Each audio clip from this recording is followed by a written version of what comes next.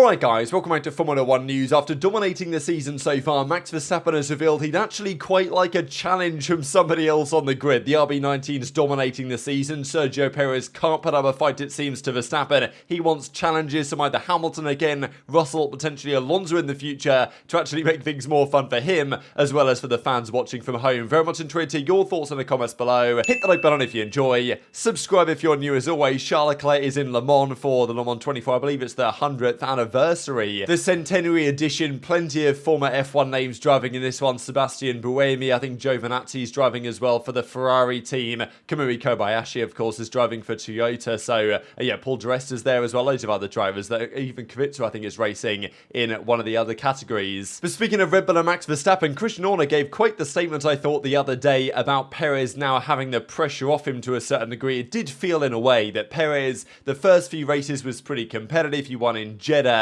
He won, of course, in Baku, and honestly those two races, the final few laps certainly, had the measure of Verstappen, had the pace to keep him behind. Since then though, on more traditional tracks where the real imitation isn't quite so much of a big deal, Verstappen just dominates Perez and dominates most of his teammates, right? And the thing with Verstappen is that he's just unbelievably consistent. He's always there week in, week out, basically doesn't have a bad weekend. Perez can and does. Monaco, the crash in qualifying was far from optimal, even qualifying in Spain, those tricky conditions where it's kind of been raining, a little bit greasy, he wasn't great there. Ended up, out in Q2 and lost to Russell in the race, who started behind him. Maybe now for Perez, the pressure might be off to a certain extent, because especially after Baku and, Miami was the race where Perez really had to say, all right, Verstappen's starting from like P9, I've got to win here. Didn't win, Verstappen won. I think the writing was on the wall at that point. And the writing was probably on the wall after Bahrain, when we knew that the Red Bull was the fastest car, and therefore we knew which way the championship was more than likely going to go. So is Horner right that now he can relax, breathe a bit,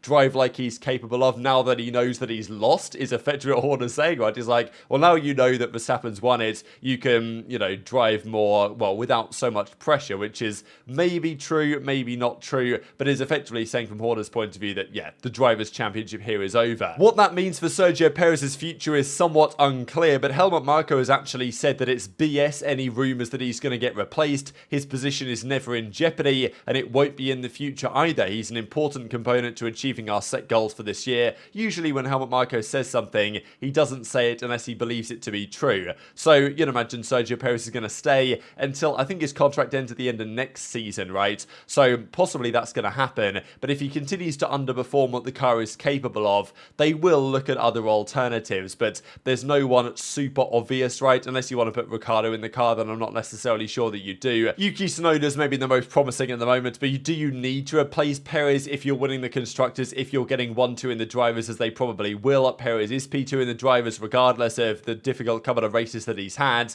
and Verstappen is P1 by a mile, 40 odd points at the moment, I believe, and that's only going to extend over the coming races. So as long as Perez continues to do okay and secures P1, P2 in the drivers, and they win the constructors, I think they'll be relatively satisfied with how things have gone, as long as he doesn't put it in the wall so much, because I believe in terms of crash damage, Perez is right up there this season, even though you've got Gasly and Ocon that binned it into each other back in Australia now. But speaking of Verstappen, right, the championship is basically over. If there was no Verstappen, things would be far more interesting. Perez would be leading the championship with 5 race wins, Alonso would be second with a single race win, and Hamilton would be third with 2 race wins for the seconds that he's had in Australia and that past weekend in Spain. Would be a really competitive championship theoretically. Now, always looking at things like this, it's difficult to say, because if things were different, the pressure would be different, the strategies would be different, the decisions, like if Perez was teaming with, Nicholas Latifi, for example, even then you'd think that Latifi would be able to score some points, but assuming that he just doesn't have a teammate, this is what would have happened,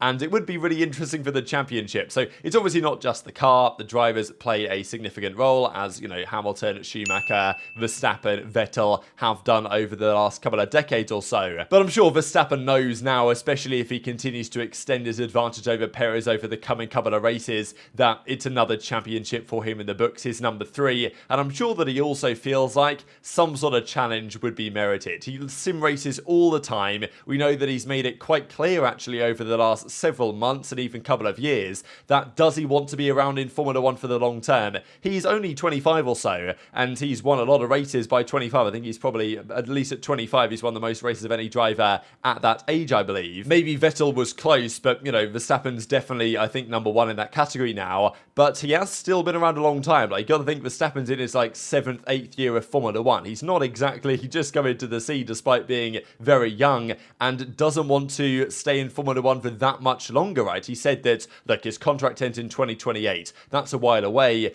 But he has made it quite clear that after that point, him retiring and going to other motorsports he wants to do, because he wants to compete in, you know, world endurance. He wants to compete in other things, and he doesn't want to do that when he's 40 and might not have the potential that he once did. So he's made that very clear. And look, I don't think Verstappen's going to go before 2028. He might well go in and beyond 2028, but I do wonder whether some actual competition would keep Verstappen around longer. If he just dominates all the seasons where Red Bull have a good car, and then maybe 2026 they don't have a good car, and now he's like, well, this isn't very fun anymore. Seems to me that he very much does prefer the battles, and he was asked the question, right, like, look, if Hamilton or Russell or someone else could challenge you, would you enjoy it? And he said, look, that would be great for the sport if you've got more teams fighting up at the front. That, I think, is what they want to achieve, so that would be amazing to have more drivers up there. Hopefully throughout the year it will already get closer, and maybe next year there are more teams really up there. So quite clear that Verstappen's not saying, well, you know, as long as I'm number 1 and I've got the fastest car, I don't mind. He's saying, yeah, give me a challenge, guys, because he knows Perez isn't giving him the challenge, and I'm sure he looks back on seasons like 2021 with, you know, feeling like, damn, that was when you're really living, right, as a racer, when you're really pushing each other to the limits. Hamilton and Verstappen probably, regardless of the way the season ended, will feel similarly in terms of the level they were getting pushed to. I mean, I think Austin that year was such a great example where Hamilton and Verstappen won the race. Hamilton was like a second behind, and they put like 40 seconds on the whole field. Like, they were just in a different league to everybody else on the grid, and that was just the level that Hamilton and Verstappen were pushing themselves to that season. And it was great to see that unfolding, and, you know, drivers on the absolute limit trying to do everything to win the World Championship. Nowadays it doesn't really feel the same, because Verstappen could more than likely start P20 at every race from now to the end of the season and still have a good chance to win the championship as it stands. So Mercedes have a question to answer, right? Of course they want Hamilton back up there. I imagine that Hamilton over the last couple of races, and Russell, feels more confident than he has done in some time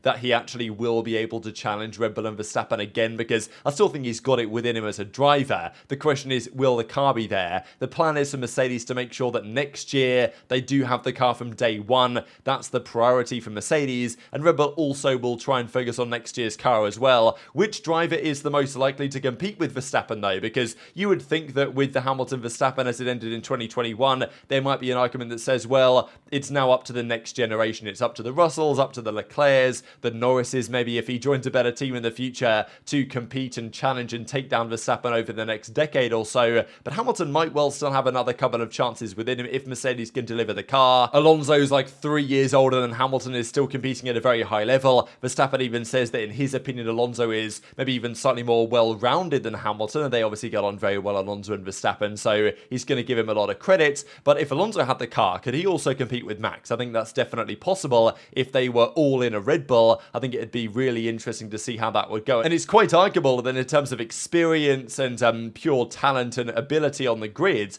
the two best contenders for Max at this very moment might well be Alonso and Hamilton. It might change over the coming years, but even Alonso said himself that Hamilton will be in contention for the 8th title. I don't know if that will be next year or in the future, but he will have another chance for winning the championship, that is for sure. So Alonso reckons that Mercedes will get it right at some point, and that he obviously doesn't forget how to drive from one season to the next. So, I mean, even he gave him a lot of credit here, right? He's driving on top of the car. So, you know, very nice words from Alonso to Hamilton. I'm sure he would echo those sentiments the other way to a certain degree as well. And Verstappen's like, look, give me a challenge, guys. Like, I'm fed up of just dominating the last couple of years. And the start of last season was competitive, right? It took maybe 10 races for the picture to become clear that Verstappen was going to win it, but it was competitive early on. This season really hasn't been. Whether Russell can be that guy in the future as well, we know that Verstappen and Russell have had their moments. This year in Baku was one example. Last year in Spain, another great battle between the two of them. So I think that can be a battle in the future as well. But for now, Verstappen is probably looking at Mercedes for Hamilton and potentially Aston Martin for Alonso as the guys that can actually give him a fight over the next couple of seasons, because I don't think Verstappen wants to just walk to all the titles. It also doesn't feel the same from a legacy perspective maybe as well. Okay, if you win all the titles, people are going to look back as Verstappen as 4, 5, 6, however many time world champion, and those are the numbers in the record books. But when you look back at the seasons, if he was never really challenged apart from 21 by another driver from another team, it never quite feels the same. And Verstappen has said before that he doesn't really mind how many titles he wins. He's won 2, he's going to win his 3rd. He's more interested in just having a good time, I suppose,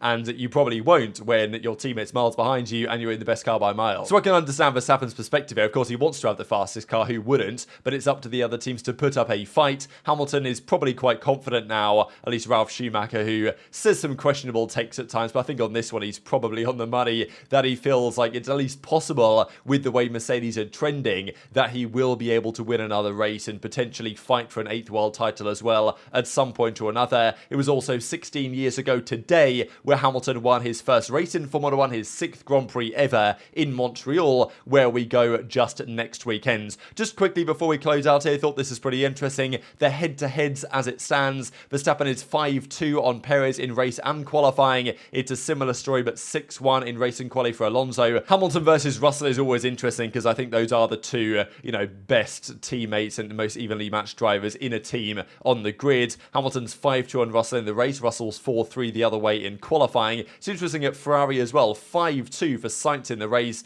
There are mitigating circumstances there with various issues Leclerc has had, but he's only up 4-3 in qualifying, which is somewhat closer than I thought. Ocon, Gasly very closely matched, and then probably what you'd expect from the rest of the grid as well. But very much enjoyed to hear your thoughts in the comments below. Hit the like button if you enjoyed. Subscribe if you're new. Take care, and I'll see you next time.